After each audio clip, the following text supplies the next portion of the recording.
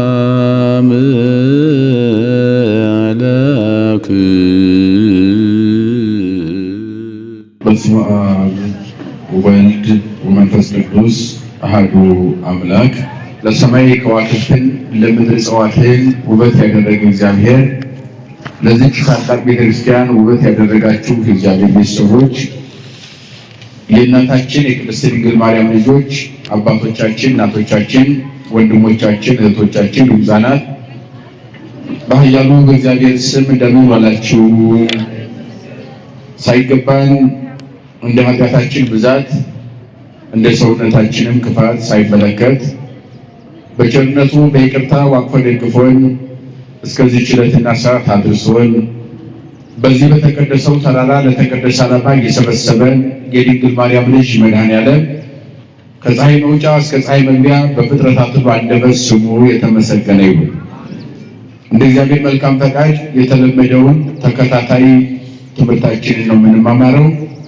የቅዱስ ጳውሎስ መልእክት አንደኛ ቆሮንቶስ ምዕራፍ 5 ነው ዛሬ የምናየው። ባለፈው ምዕራፍ 4 አይተናል። ከዚያ የቀጠለው ምዕራፍ 5 ነው። በምዕራፍ 5 ውስጥ ምን ታሪክ አለ? ከታሪኩስ ምን እንማራለን? በቆሮንቶስ ያሉ ምዕመናንን ይህንን ጽሑፍ ሲጽፍላቸው ወይም ይህን ቃል ሲያስተምራቸው ምን ነበረ? ባለፈው እየተነጋገርነው ተደጋጋሚ አንድ መልእክት ሲጻፍ ወይም ቃል እግዚአብሔር ተጽፎ ሲላክላቸው የሆነ ድቀት ወይም መውደቅ ገጥሟቸው ስህተት ኑሮባቸው ከዚያ ምዕመናኑ ከወጡበት ስህተት ነፃ ይወጡ ዘንድ ከወደቁበት የኃጢአት አረንቋ የሚወጡበትን የምሕረት ሰገነት አመቻችቶ የመስጠት ስራ ነው። የአባቶቻችን ትምህርት እንደዚያ ነው። ከድሮ ጀምሮ እስካሁን ድረስ ወንጌል ሲሰበክ ዋናው ዓላማው የሳትነውን መንገድ መልሰን እንድንከተለው እንድንመለስ፣ በግራ ከሆነ ጉዟችን ወደ ቀኝ እንድንመለስ፣ የጨለማ ጉዞ ከሆነ ወደ ብርሃን እንድንመለስ፣ በብርሃኑ እንድንመላለስ ማድረግ ነው ዋናው ዓላማ። ሐዋርያት ይህን ነው የሐዋርያት ሁሉም መልእክታት የላኩትን መልእክት ስታነቡት ምዕመናን ምን ችግር ገጥሟቸው ነበረ፣ ከዚያ እንዴት ይወጣሉ፣ የሚወጡበትን መንገድ የማመቻቸት ስራ ነው። መልእክት ጻፉ ስንል አስተማሩ ስንል ዋናው መሰረታዊ ነገሩ ያሉ እና በእያንዳንዱ ምዕራፍ ያለባቸውን ችግር ይጠቅስና ከዚህ እንዲወጡ እያለ ነው ሲያስተምረን የቆየው። አሁንም ምዕራፍ 5 ላይ ስንመለከተው በዚህ ትምህርቱ ላይ የሚያጠነጥንበት ዋናው ዓላማው ዝሙት ውስጥ የወደቁ ምዕመናን ስለነበሩ፣ ዝሙቱም ደግሞ የከፋ ዝሙት ስለነበረ ከዚህ ከዝሙት ሐሳብና የኑሮ ዘይቤ እንዴት ነፃ መውጣት እንዳለባቸው አስረግጦ ያስተምራል፣ ይናገራል፣ ይገስጻል፣ መውጫ መንገዱን ያሳያል ማለት ነው። ይህ ምዕራፍ የሚነግረን ይህን ነው። ምን ይላል መሰላችሁ? ሲጀምር እንዲህ ብሎ ጀምረው ምዕራፍ 5 ከቁጥር 1 ላይ አንደኛ ቆሮንቶስ በእናንተ ላይ ዝሙት ይሰማል። ምን ይሰማል? ምን ይሰማል? ዝሙት ይሰማል። እንደዚህ ያለው ዝሙት አረማውያን እንኳን የማያደርጉት ነው። ምን ይሰማል? በእናንተ ላይ ዝሙት ይሰማባችኋል። ዝሙት ውስጥ እንደወደቃችሁ ሰምቻለሁ። ይሰማል። እኔ ብቻ አይደለም፣ ይሰማባችኋል። ዓለም ያወቀው ጉዳይ ሆኗል። እዚህ ከተማ ቆሮንቶስ ከተማ ላይ የምትኖሩ ምዕመናን በእናንተ ላይ ዝሙት እንዳለ ይሰማል። ዝሙቱ ደግሞ አረማውያን እንኳን የማያደርጉት ነው። ማን የማያደርገው ነው? የከፋ ዝሙት ማለት ምንድነው የሚለውን እናየዋለን፣ እንተረጉመዋለን። ግን መጽሐፍ ቅዱስን እስኪ መጀመሪያ እንየው ቀጥለን ማለት ነው። አረማውያን እንኳን የማያደርጉት ነው ዝሙቱ፣ ከነሱ የተለየ ዝሙት አድርጋቸዋል ይልና የአባቱን ሚስት ያገባ አለና። ምን አለና? የአባቱን ሚስት እንኳን ያገባ አለና የከፋ ዝሙት አለ። እናንተም ከዚህ ጋር ትዕቢተኞች ናችሁ ይላቸዋል። ትዕቢተኞች ናችሁ። ይልቁንም ይህንን ያደረገው ከእናቱ ይለይ ዘንድ ለእናንተ ከእናንተ ጋር በእናንተ ጋር ባልኖርም አብሬያችሁ ባልኖርም በመንፈሴ ከእናንተ ጋር ነኝ አለው። እነሆ ከእናንተ ጋር እንዳለው ሁኜ ይህንን ስራ የሰራውን እፈርድበታለሁ። ምን እልበታለሁ? አሁን እዚህ ላይ የታለህ አንተ የሚል ጥያቄ ስለቀረበ ነው። የታለህ አንተ ዝሙት ይሰማባቸዋል ብለህ ተናገርክ። አንደኛ ዝሙት ይሰማባቸዋል አላቸው፣ ነገራቸው። በከተማው ላይ ያለው ራሱ ሚመናኑ በክርስቶስ ያመኑ ሚመናን የሚያደርጉትን ጉዳይ ነው እየገሰጸ ያለው። አሁን ስለ አረማውያን አይደለም የጻፈው፣ ስለ አሕዛብ አይደለም የጻፈው፣ እንደገናም ደግሞ ስለ አይሁድም አይደለም የጻፈው። የተጻፈው ለክርስቲያኖች። ለማን የተጻፈው? ለክርስቲያኖች ነው። ግን ቆሮንቶስ ላይ ያሉ ሚመናን ምን ገጥሟቸው ነበር? የዝሙት ጠንቅ ተቆጣጥሯቸው ነበረ። ዝሙት በእናንተ ዘንድ ይሰማል፣ ይህን ሰምተናል፣ ዓለም የሰማው ጉዳይ ነው አለና የምታደርጉት እንኳን ዝሙት ደግሞ አሕዛብ እንኳን አያደርጉትም። ማን አያደርጉትም? አሕዛብ እምነት የሌላቸው ክርስቶስን ያላመኑ እንኳን እነሱ እንኳን አያደርጉትም። አንድ ሴት ለአንድ ወንድ የሚለውን ትምህርት ሰምታችሁ ይህን በማድረጋችሁ እጅግ አሳፋሪ ነገር ነው። በእናንተ ላይ ይመሰማት አልነበረበትም። ምክንያቱም አሕዛብ አያደርጉትም ማለትና ከእናንተ መካከል አንዳንዶቹ የአባታቸውን ሚስት ምን ብለዋል? አግብተዋል እና ይሄንን ክፉ ስራ ሰርተዋልና አለ።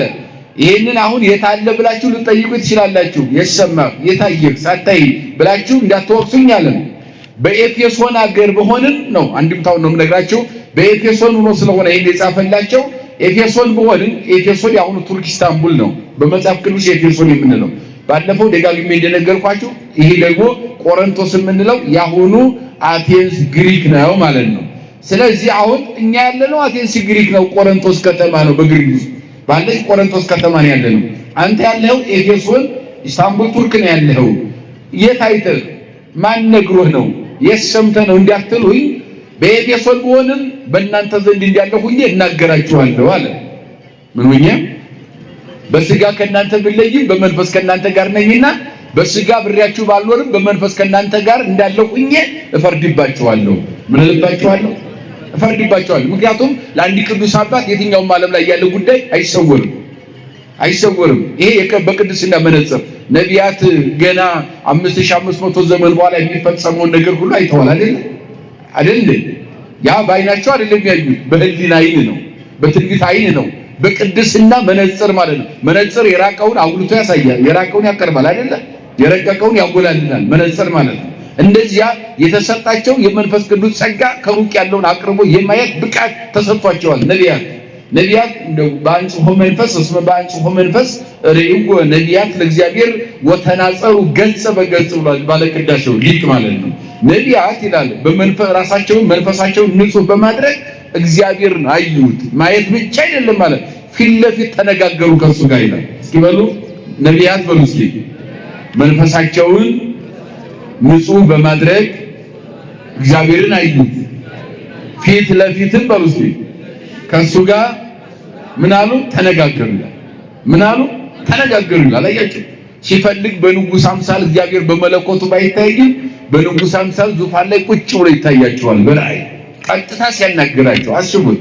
ትንቢተ ኢሳይያስ ምዕራፍ 6 ቁጥር 1 ላይ ስትመለከቱ በረጅም ዙፋን ላይ ብሩህ በሆነ ቤቱ ጢሱ ቤቱን ሞልቶታል። በክብር የተሞላ ዙፋን ሱራፌልና ኪሩቤል 6 ክንፍ ያላቸው መላእክት ቆመው ሲያመሰግኑት በረጅም ዙፋን ላይ በብርሃን ቤት ተቀምጦ እግዚአብሔርን አየው ይላል። እንዴት አየው? በንጉሥ አምሳል የተቀምጦ ዙፋን ላይ እንደተቀመጠ ንጉሱ ነው። እግዚአብሔር ሁለንተናው ዓለም በቁጥጥሩ ነው። እሱን የሚሸከም ዙፋን የለም። ግን በዙፋን ላይ ተቀምጦ እንደ ንጉስ ሆኖ ለነቢዩ ተገለጠ። መንፈሱን ንጹህ በማድረግ ራሳቸውን በመቀደስ እግዚአብሔር ማየት ችለዋል። ዳዊትም ዘልፈ ሬወል እግዚአብሔር ቅርኔ ውእቱ በኩሉ ጊዜ ዘወትር እግዚአብሔርን በፊት ያየዋለሁ፣ ሁሉ ጊዜ እግዚአብሔርን አየዋለሁ በፊቴ ነውና ብሎ ይናገራል። ሌላው በትንቢተ ሕዝቅኤል የተባለው ነቢይ ነው። ምዕራፍ 1 ቁጥር 3 ላይ ስታነቦ ዋንሰን ዛሎኩ ተፈለገ ኮቦር ሬክቦ ለእግዚአብሔር ጸባዖት እንዘ ይጸውሩ መንበሩ 40 እንስሳ የተባሉ በእንስሳ በተለያየ ፍጥረት አምሳል ሆነው 4 እንስሳት ማለትም መላእክት ማለት ነው ዙፋኑን ተሸክመው እግዚአብሔርን በኮቦር ወንዝ ውስጥ ሆኜ ሳለ ተመለከትኩት ይላል። ይሄ በቅድስና ማየት ነው። በምን ማየት ነው? በምን ማየት ነው? በሐመልማልና በነበልባል ምሳሌ ሙሴ አየው። በደብረ ሲና በሲና ምድረ በዳ ሲናይ ምድረ በዳ ላይ አየው። ሐመልማልና ነበልባል ቅጠልና እሳት ተዋህዶ አየው። ያ ነበልባል ክርስቶስ ነው። ያቺ ሐመልማል ድንግል ማርያም ነው። አሁን ያለው ምስጢረ ሥጋዌ ተወለደ የምንለውን ተጸነሰ የምንለውን ተጠመቀ የምንለውን አስቀድመው በተለያየ ህብረ ምሳሌ አይተውታል ማለት ነው። ስለዚህ ምን ለማለት ፈልጌ ነው? እኔ ኤፌሶን በሆንም በቆሮንቶስ የምትሰሩትን ስራ አይቼዋለሁ። እንዴት አየው ብላችሁ ከገለጻችሁ በስጋ በአካል እናንተ ጋር ተቀምጬ አይደለም፣ በመንፈስ ግን አብሬያለሁ። በምን አለው? የሚገርም ነው። በዚህ በመጽሐፈ መነኮሳት ላይ ስታነቦ የአባቶቻችን በቅድስና ሁሉንም ያያሉ። እዚህ ኢትዮጵያ ያለው ዋልድባ ያለው ቅዱስ ኢየሩሳሌም ገዳም ያለውን ቅዱስ ማየት ይችላል። ፈቃሉ ጋር ናቸው። አንዱ ጽንፈ ምድር ያለውን አንዱ ምስራቅ ያለውን ምዕራብ ያለው ማየት ይችላል። የክበበ ምድር ተራራ፣ ጋራ፣ ሸንተረር፣ ሸለቆ አይጋርዳቸውም፣ ማየት ይችላሉ። በምን? በመንፈስ ቅዱስ ጸጋ ማየት ይችላሉ። ለምሳሌ አስቄጥስ ገዳም ያለው ቅዱስ አባት ሲያርፍ ማንም ሳይነግረው ዋልድባ ያለው ቅዱስ ግን ያውቃል። አርፏል ይላል፣ አባታችን አርፏል ይላል። እዚያ አስቄጥስ ገዳም ግብጽ ያለው ደግሞ ዋልድባ ያለው ቅዱስ ሲያርፍ ደግሞ ማየት ይችላል። ኢየሩሳሌም ያለው ማየት ይችላል። ለምን ቢባል መንፈሳቸው ንጹህ ስለሆነ በቅድስና መነጽር አርቀው የሩቁን አቅርቦ ማየት አቅም ማን ስለሰጣቸው? እግዚአብሔር ስለሰጣቸው። ስለዚህ በእናንተ ዘንድ የዝሙት ጠንቅ አለ፣ ዝሙት ይሰማባቸዋል አለ። ደግሞም አረማውያን ማለትም እምነት የሌላቸው ዝም ብለው ይሄ የእንስሳ ኑሮ የሚኖሩ ሰዎች አሉ። ዝሙት የሚሰሩ ከባሏ ውጪ ከሚስቱ ውጪ የሚሄዱ ሌላ ደብር የሚይዙ እነኛ አሉ አለ። አይዛብ እንደዚህ ያደርጋሉ።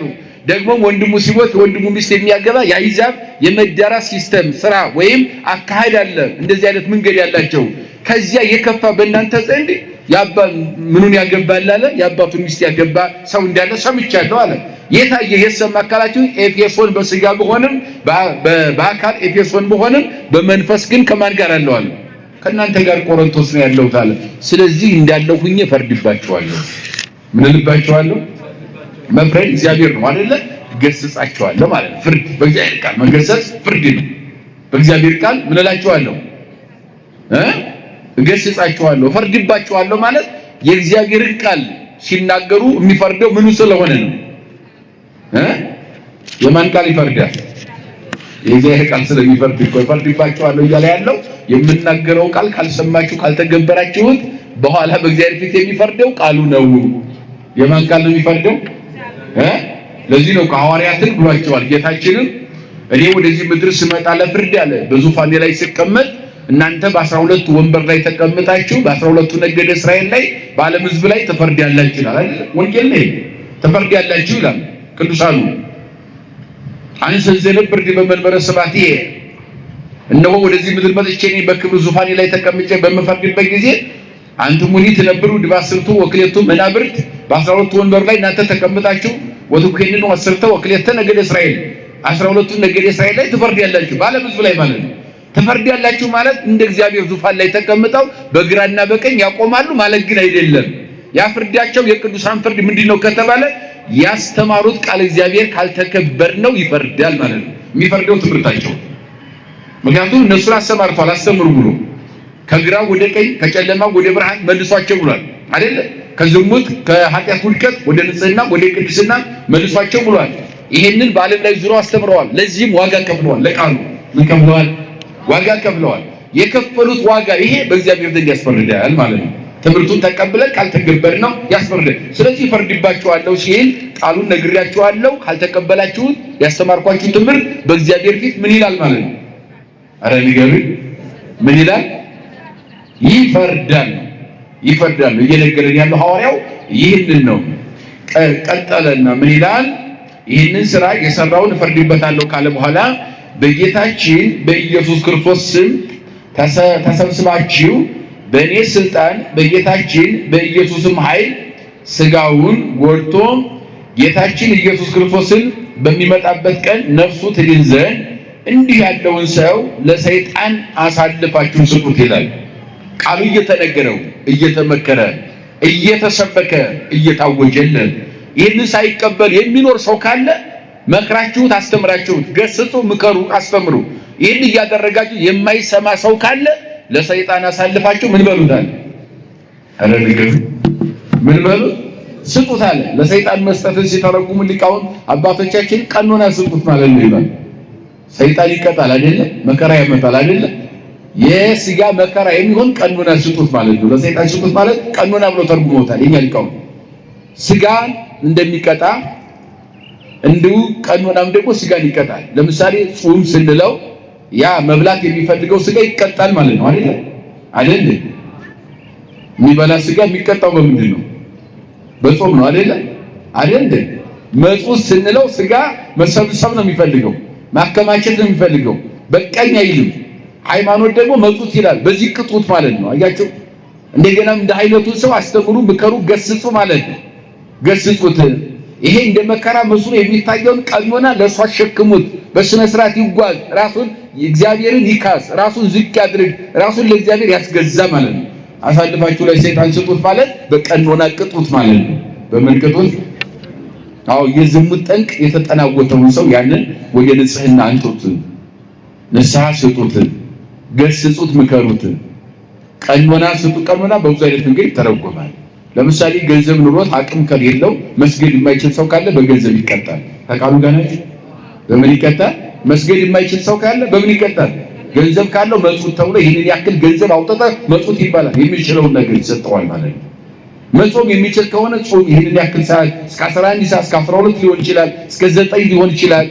በአባቱ ውሳኔ በካህኑ አማካኝነት ይቀጣል። ቅጣት ነው ይሄ ማለት ነው። ይሄንን ያህል 100 ስገድ 1000 ስገድ ሊባል ይችላል። ይሄንን የሚችል ከሆነ በስግደት የሚቀጣ ሰው ሊኖር ይችላል። ጉልበት ነው ገንዘብ ከሌለው እንደያንዳንዳችን የምንቀጣበትን አቅማችን በሚፈቅደው ሁሉ ጥንቅቅ ያለ ሕግ ቤተክርስቲያን አለ። በዚያ ልክ ስለምትቀጣ ሰይጣን ቀጭ ነው መከራ ያመጣልና ይሄን እንደ መከራ ለስጋ ቀኖና መከራ ስለሆነ ስጡት ማለት ቅጡት ማለት ነው። አስተምሩት ማለት ነው። ገስጹት፣ ምከሩት የሚለው ነገር አስረግጦ የሚነግረን የመጽሐፍ ቅዱስ ቃል ነው። ሐዋርያው ምንድን ነው የሚያስተምረው? ይቀጥልና እንግዲያውስ መታሰቢያችሁ መልካም አይደለም፣ ጥቂቱ እርሾ ብዙውን ሊጥ እንደሚውጥ ይላል። አያችሁ፣ እርሾ ትንሽ ሆኖ ግን ብዙ ሊጥ ምን ይላል? ይቀይራል፣ ይውጣል፣ ይቆጣጠራል፣ የመቆጣጠር አቅም አለው አለ በምሳሌ ሲያስተምር። እንደሚውጥ አታውቁምን? እንግዲህ ለአዲስ ትሆኑ ዘንድ አሮጌውን እርሾ ከናንተ አርቁ። ከምን አርቁ? አሮጌውን እርሾ ከናንተ አርቁ፣ ለአዲስ ቦቶ ዘንድ። አሁን ያመጣው ነው ወደፊት ቂጣ አዲስ ቂጣ ናችሁና ፋሲካችን ክርስቶስ ተሰውቶ የለምን ማለት ተሰውቶ ማለት ታርዷል ማለት ነው። ፋሲካችን ማን ነው? ፋሲካችን ስጋዬን ብሉ ደሜን ምን በሉ ጠጡ ብሎ የሰጠን አማናዊ በግ አይደለ? እሱ ለማን ተሰውቷል? ለኛ ተሰውቷል። በዚህ በዮሐንስ ወንጌል ምዕራፍ 1 ቁጥር 29 ላይ ስታነቡ ዮሐንስ የሰበከው የዓለምን ሁሉ ኃጢአት የሚያስወግድ እነሆ የማን በግ? የእግዚአብሔር በግ። የእግዚአብሔር በግ ማን ነው? ሰማይና ምድርን የፈጠረ ዓለማት ሳይፈጠሩ የነበረ በእሳት ዙፋን ላይ የሚኖር የማይመረመርና የማይነገር ማንም ሳያስገድደው በራሱ ፈቃድ ሸኩኖ ወደዚህ ምድር የመጣ ከድንግል የተወለደው በቤተልሔም የታየው ሕፃን ኢየሱስ ክርስቶስ ነው የእግዚአብሔር በግ የተባለው። ለምን በግ አለው? ብዙ በጎች በብሉይ ኪዳን ተሰውተዋል። በደብተራ ኦሪት 480 ዘመን ሙሉ በሺህ የሚቆጠሩ በጎችና ፍየሎችም፣ ላሞችም፣ በሬዎችም፣ እጓለ ርግብና ዋኖሶች ሁሉ ለዓለም ርቅ የሆኑ ዘንድ ተሰውተዋል። እነኛ ሁሉ ያልከፈቱት ገነት ግን የሚከፈተው በበግ በፍየል ደም ያልተከፈተው ገነት የሚከፈተው በአማናዊ በግ በኢየሱስ ክርስቶስ በእግዚአብሔር ልጅ ስለሆነ የዓለምን ሁሉ የሚያስወግድ የእግዚአብሔር በግ እነሆ ብሎ የሰበከው ያ በግ ተሰውቷል ነው የሚለው። ምን ብሏል? ፋሲካችን ክርስቶስ ምን ብሏል? ተሰውቷል አለ። ምክንያቱም የብሉይ ኪዳን በጎች ስለነበሩ ከዚያ ስለየው በውስጥ ይተረጎማል። አንደኛ ከብሉይ ኪዳን የመስዋዕት በጎች ሲለየው እነኛ ጊዜያዊ ርቅ የሚያስፈጡ ናቸው። አማናዊ በክርስቶስ ግን ዘላለማዊ ድነት የሰጠን ነው። እነኛ በካህናት አማካኝነት በሌዋውያን የሚሰዉ ናቸው። እርሱ ግን ራሱን ሰውቶ ራሱ ካህን ሆኖ ራሱን ሰውቶ መስዋዕቱን ራሱ ተቀብሎ ያዳነን በጋችን ስለሆነ ነው። ሌላው በግ ሀፍረተ ስጋውን ወይም ሀፍረተ ስጋዋን በላቷ ትሰውራለች። ከባቴ አበሳ ነውና የኛን ኃጢአት ሁሉ ሰውሮ እያየ ዓይንን የፈጠረ እንዳላየ እየሰማ ጆሮን የፈጠረ እንዳልሰማ እስከ ኃጢአታችን ገመናችን ሰውሮ እየሰበሰበ እድሜ ለንስሐ ሰጥቶ የሚጠብቀን ስለሆነ። ሌላው በግ አቀርቅራ ነው የምትሄደው፣ ትትና ዝቅ ብላ ነው። እርሱም ደግሞ እኔ ትሁት ነኝ በልቤም የዋህ ነኝ፣ እናንተ ሸክማችሁ የከበደ ወደ እኔ ኑ እኔ ምን እላችኋለሁ አሳርፋችኋለሁ ብሎ ትሕትናን የሰበከ የትሕትና ባለቤት ስለሆነ በግ ብሎ ሰብኮታል። ማን? ዮሐንስ። መጥምቁ ዮሐንስ የሰበከው ወንጌላዊ ግን ጽፎታል ይህን ስብከት ማለት ነው። ስለዚህ ፋሲካችን ወይም በጋችን ክርስቶስ እንዴት ተሰዋ እንዴት አረደ አታውቁምን ይላል። ታው እሱ ተሰውቷል። ፋሲካችን ክርስቶስ ተሰውቶ የለምን? አሁንም በዓላችሁን አድርጉ ይላል። ምናችሁን አድርጉ? በዓላችሁን አድርጉ። ነገር ግን እውነትና ንጽሕና ባለው እርሾ ነው እንጂ በአሮጌው እርሾ አይደለም። አሁን እዚህ ላይ አሮጌ እርሾ እያለ ያለው የብሉይ ኪዳኑን ሐሳብ ነው፣ የዝሙቱን ሐሳብ ነው፣ የመዳራቱን ሐሳብ ነው፣ የነፍሰ ገዳይነቱን ሐሳብ ነው፣ የሲሰኝነቱን ሐሳብ ነው። በዚያ እርሾ እንዳትቀጥሉ ክርስቶስ ከዚህ ነፃ አድርጓችሁ ታርዷል ማለት ነፃ አውጥቷችኋል ማለት ነው። በቃሉ ገናችሁ ምን አውጥቷችኋል? እዚህ ነፃ አውጥቷችኋል። ከዚህ ሁሉ የጨለማ ኑሮ ክርስቶስ ነፃ አውጥቷል። አሁን ዛሬ ክርስቶስ ተወለደ እያልን እያወጅን ነው አይደለ? እሺ መወለዱ ምንድነው ስንል ነፃ ሊያወጣን ነው አይደለ? ከምን ነፃ ወጣን? ምን ያላወጣን ነገር አለ? ከሁሉም ነገር ነፃ አውጥቶናል። የራሱ አድርጎናል፣ ማርኮናል። የነበረውን ዓለምን ይቆጣጠር ይገዛ የነበረ ሰይጣን እሱን አንኮታክቶ ጥሎ ነፃ አውጥቶናል። አሁን ክርስቶስ ማለት ነው መወለዱ ያ ነው። መወለዱ ብቻ አይደለም። አሁን ሐዋርያው እየነገረን የተወለደው ክርስቶስ የቤተልሔሙ ሕፃን ሰብአ ሰገልን ከምስራቅ የጥበብ ሰዎችን ከምስራቅ መላእክትን ከሰማይ እረኞችን ከመንደር እንስሳትን ከበረት አድርጎ የተበተነውን ፍጥረቱን ሰብስቦ በበረት ውስጥ የተገለጠ የትሕትና አምላክ መሆኑን ያን ምግብ እሱም ደግሞ ቀራንዮ ላይ ተሰውቷል ማለት በጋችን ታርዷል ክርስቶስ። ስለዚህ ያለው በነበረው እርሾ እንዳትቀጥሉ ማለት የነበረው በዝሙት በኃጢአቱ ዓለም እንዳትቀጥሉ ከዚያ ንጹህ ሆናችሁ ርሱን ተቀበሉት። በዓላችሁን አድርጉ ሲል ንጹህ ሆናችሁ ተቀበሉት ማለት ነው። በዓል ክርስቶስን ተቃሉ ጋናችሁ በዓል ማን ነው?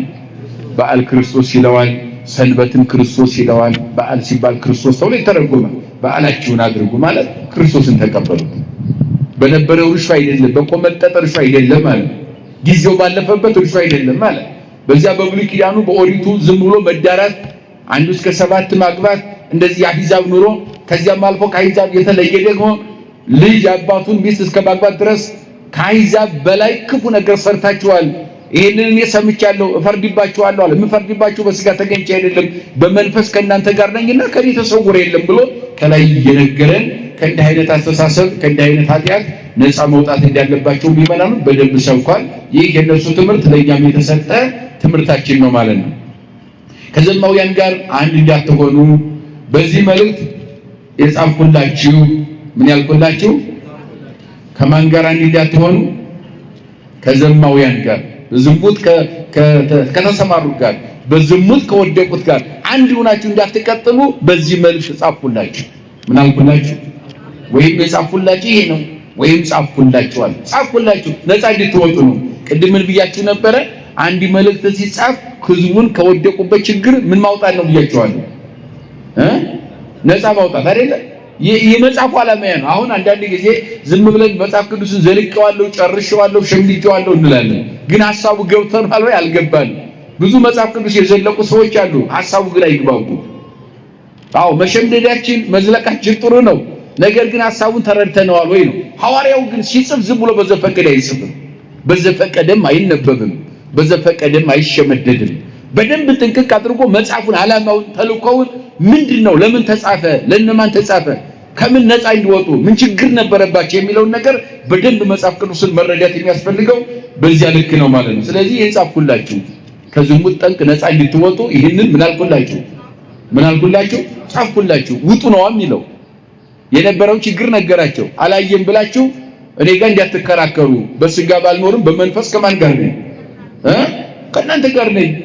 ስለዚህ በዚህ ላይ አትከራከሩ። ይህን ጻፍኩላችኋል፣ ገለጸላቸው።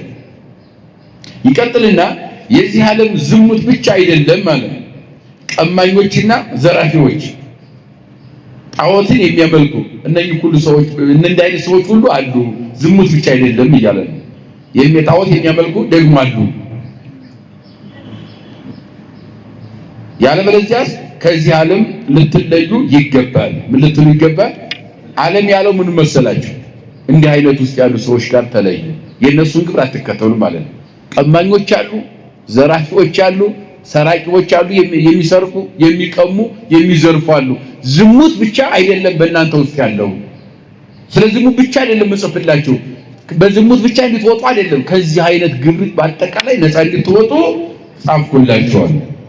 አሁንም ከወንድሞች መካከል ዘማዊ ወይም ገንዘብን የሚመኝ ወይም ጣዖትን የሚያመልክ፣ በነገራችን ላይ ገንዘብን የሚመኝ ሲል ሰርቶ ማግኘትን የሚመኝ ሰው ማለት አይደለም። ከሰው መቀማት ገንዘብ ከሰው አግበስብሶ ቀምቶ እንባ ያለበት ገንዘብ የሚመኝ ሰው ካለ ማለት ነው። የጥረግረህ ብላ የሚለው ወጥቶ ወርዶ ሰርቶ ያተረፈውን ያገኘውን ገንዘብ እሱ ኃጢአት ነው እያልን አይደለም። አንዳንድ ጊዜ ነው በድፍኑ ትምህርት ሲሰጥ ዝም ብሎ በቃ ባለጸጋ በመርፌ ቀዳዳ ቢያልፍ ይሻላል የሚለውን ግመል ቢያልፍ ይሻላል ባለጸጋ ከሚሰርቅ ሲባል ሰው እንደ ባለጸጋ ሰዎች ይኮነናሉ ማለት አይደለም። አንደኛ ባለጸግነታችሁ በላብ ይሁን ነው። እየሰማችሁ ነው? በምን ይሁን ነው? በላብ ይሁን፣ በሰራችሁት ይሁን፣ ወጣችሁ ወርዳችሁ ደክማችሁ ባገኛችሁት ይሁን እንጂ ቀማኛ ሆናችሁ ቀምታችሁ አይደለም። የሰው ገንዘብ ቀምታችሁ የሰውን ባያለበት ገንዘብ እርሱ አያጸድቅም ማለት ነው እንጂ ጥረግረህ ብላ የሚለው መለኮታዊ መመሪያ ሊሽ የሚችል ምንም አይነት መጽሐፍ ምንም አይነት መመሪያ የለም። እና ወንድሞች መካከል ዘማዊ ወይም ገንዘብን የሚመኝ ወይም ጣዖትን የሚያመልክ ወይም አሚፀኛ ወይም ተሐራሚ ወይም ሰካራም ወይም የሚሳደብ ወይም የሚረግም ወይም የሚቀማ ቢኖር እንደዚህ ካለ ሰው ጋር አትተባበሩ ይላል ሐዋርያው። ምን አትበሉ? ምን አትበሉ? አዎ አትተባበሩ፣ አንድ አትሁኑ ከሱ ጋር ማለት ነው። አትተባበሩ። እንደ አይነት ሰዎች ቀማኛ ካለ፣ ፍርድን የሚያዛባ ሰው ካለ፣ ቂመኛ ካለ፣ ክፉ ሰው ካለ አስተምሩ እንጂ አትተባበሩ ማለት ነው። ይሄንን ግን አስተምራችሁ መልሱ፣ ወደ ጽድቅ አንጡት፣ አለበለዚያ ያስተማርነው ትምህርት ይፈርዳል እያለ ያለ አንድ እንድትሆኑ ጻፍኩላችሁ። ስንት እንድትሆኑ? አንድ እንድትሆኑ፣ በመካከላችሁ መለያየት እንዳይኖር፣ ከእንዲህ አይነት ሁሉ ግብር ነፃ ወጣችሁ አንድ አይነት ሐሳብ፣ አንድ አይነት የክርስትና ዓላማ፣ አንድ አይነት የንጽህና ሕይወት እንዲኖራችሁ ጻፍኩላችሁ ይላል። እንደዚህ ካለው ሰው ጋር መብልም እንኳን አትብሉ። ምን አትበሉ? ከቀማኛ ጋር አትተባበሩ ማለት ነው። መብላት ትብሉ ማለት አትተባበር ማለት ነው። ከዝሙተኛ ጋር አትተባበር ማለት ነው። ቀምቶ ያመጣውን ነገር እሱ እኔም ቀምቼ ላንጣ ብለህ ያን ሐሳብ ገንዘብ ያንተ ሐሳብ አታድርግ። እሱ እንደዚህ ገንዘብ አግኝቷልና እኔም ቀምቼ ገንዘብ ይኖረኝ አትበል። እሱ ፍርድ አዛብቶ አጣሞ ሰውን አስለቅሶ አሳዝኖ ገንዘብ አግኝቷልና እኔም ያልከተል አትበል። አትተባበር፣ አትብላ ማለት በእንዲህ አይነት ስራ አትተባበር ማለት ነው። ምን ገዶኝ በውጪ ባለው ላይ እፈርድበታለሁ። ምን ገዶኝ አለ፣ በውጪ ባለው ላይ እፈርድበታለሁ። እናንተን ሳላስተምር በአሕዛብ ላይ ለመፍረድ እንዴት እችላለሁ? ሞራል አይኖረኝም። አሕዛብን እመኑ፣ ክርስቶስን ተከተሉ፣ ሰማይና ምድር የፈጠረ ዓለምን ያዳነ ክርስቶስ እርሱ ነፃ አውጥቷቸዋል ብዬ አሕዛብንና አረማውያንን አይሁዳውያንን ሰብኬ ወደ ክርስቶስ ለማንጣት እንዴት ብዬ ይሆናል? እንዴት ብዬ ይሆናል ማለት ነው።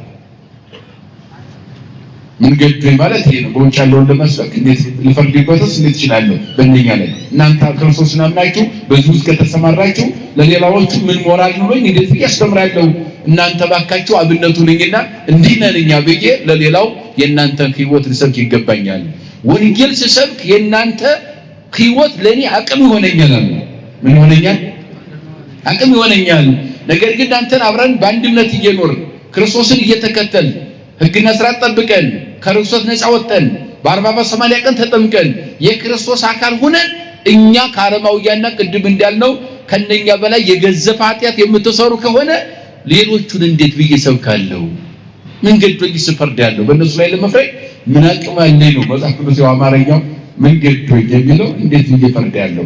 እንዴት ብዬ አስተምራለሁ? እንዴት ደፍሬ እናገራለሁ?